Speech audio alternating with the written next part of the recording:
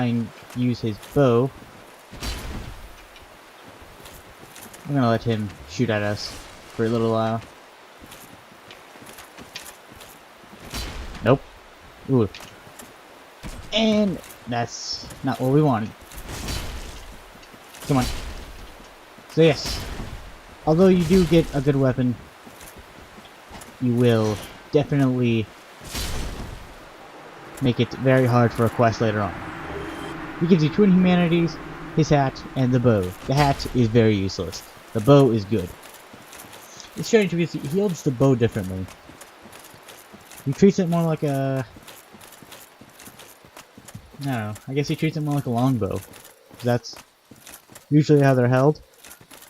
But with all the other bows, he holds it more like a short bow. Even the longbow. Which is confusing. And not fun to think about. So now that we killed those guys, we can now level up. Which, I don't know what I was working on. Sure, something interesting.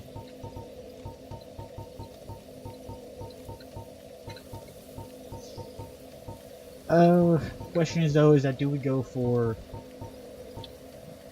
damage or health? I think I'm gonna go with health for a little bit. This way we can start taking hits. Because it is definitely not fun to constantly worry about that.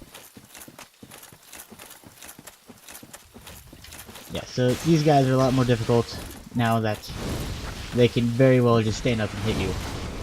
A lot more effective than what they were doing beforehand. Let's just go ahead and take these guys out. Him again, and him. It doesn't appear that they dropped anything. Guys, this is possibly the quickest way if we were better at getting stuff. But we're unlucky people. And that is not in our job description. Yeah, that's basically what we're gonna keep on doing for a little while. I might edit this out, I might not. I'll probably forget about it. That's kind of what I do. I plan on editing things and then I get lazy and don't want to do them. You made me. I can now no longer be as lazy as I wanted to be. That's all this job is about. Being lazy. And being unappreciative. And calling people Jews. And saying that anything red is made from the Jews' blood. Because I'm an awful and ugly person. I don't see what's so wrong about it. I mean, I'm not wrong. If you think about it. If you truly think about it, I'm not wrong. And I never will be wrong. Because that is not in my nature to be. This is not the way we're supposed to be going. I wasn't wrong. I was thinking in the past. Shut up. Nobody cares about you. Nobody. So my friend keeps urging me to play Vainglory. I don't care about the game. And he's the only one who watches the series. So I'm basically calling him out. Because I'm a dick friend. It's okay, he won't watch it. He'll just comment on it and be a dickhead. Although he did reference one part of the video. And I think that's the only part he actually watched. Okay. So, I want to get to about 10. Then we'll go to the depths. In which case, there's a person where we can buy these from. But I'm a cheap person. And I really do not. Actually, I'm not even sure if they sell it. I just know that they sell other things that are like it. Purple, blood red. Pain. Let's go and check the wolf's ring. Yep, boost boys. You don't have a single other ring. Well, that's kind of sad. Well, that gives you 40. It'd be pretty good if we didn't require it. Now I'm kind of looking at it. See if we anything good. 277, 71. Just trying to compare right now. And this isn't too far off, but imagine the Eastern armor's closer, isn't it? And whatever, we'll figure it out. So let's see how many things we have. We currently have 4. 3, not enough. Try again. Might as well just keep getting the pyromancy up. I'm pretty sure the way it works is you can upgrade the glove, you can get other pyromancies, but the main way it improves is using it. It's very strange. Which I think is actually pretty true. I think it just takes a long time. And it's very tedious deal. I guess we'll figure it out as time goes on. Because hopefully, this will do enough damage to kill these guys in one hit.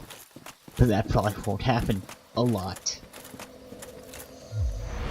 So yeah, I hope you enjoy me just ramble on as I kill these things.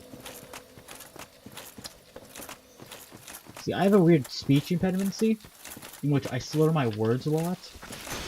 It's very strange because I'm in theater class, right? And I swear to God, it's the only thing I'm doing wrong at this point. I mean, of course I'm doing other things wrong, but it's the main thing I'm doing wrong. But everyone else is so incompetent, that my slurs don't seem that bad. And it's very strange of how it works because they're good actors. It's just they're too worried when they don't have other people. Because we were doing the one-man shows, I'd say about 3 of us didn't seem all that nervous. I'm gonna be honest, I was nervous, but I don't think it showed as much as it did for other people. But I didn't really see how well it worked. So basically, I'm just being a huge dickhead for no reason. That's how high school works. Your job is to be the biggest dickhead possible and get away with it. Just let's face it, everyone else is a dickhead. And they will never change. And your life sucks. God, it's dark in here. Tedious, man. I don't want to keep doing this. I want to proceed, but I can't proceed if I'm not gonna do well.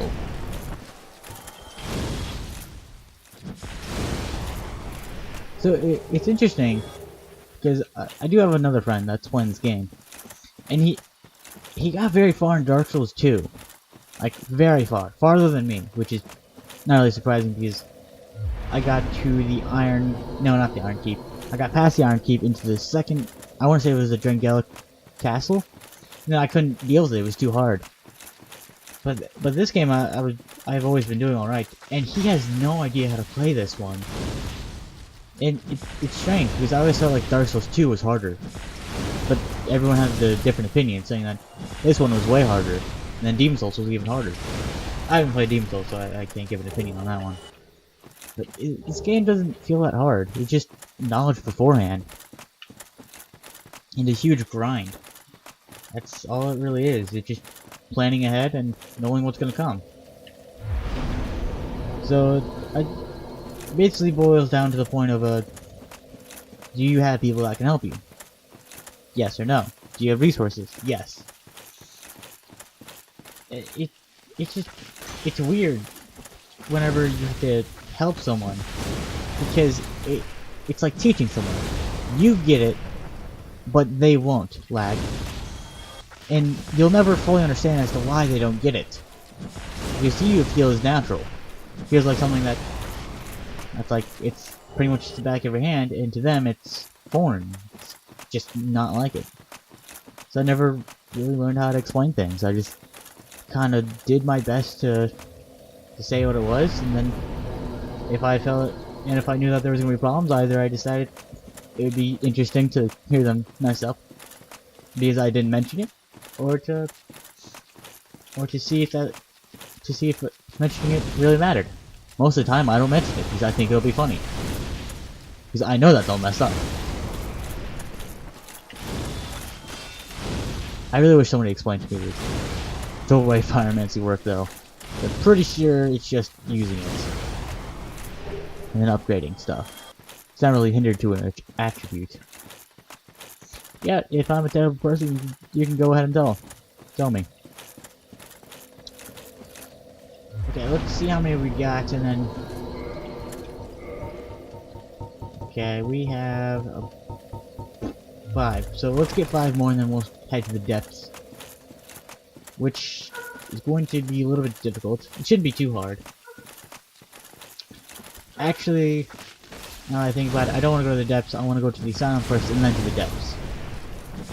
So I find the asylum to be a lot more...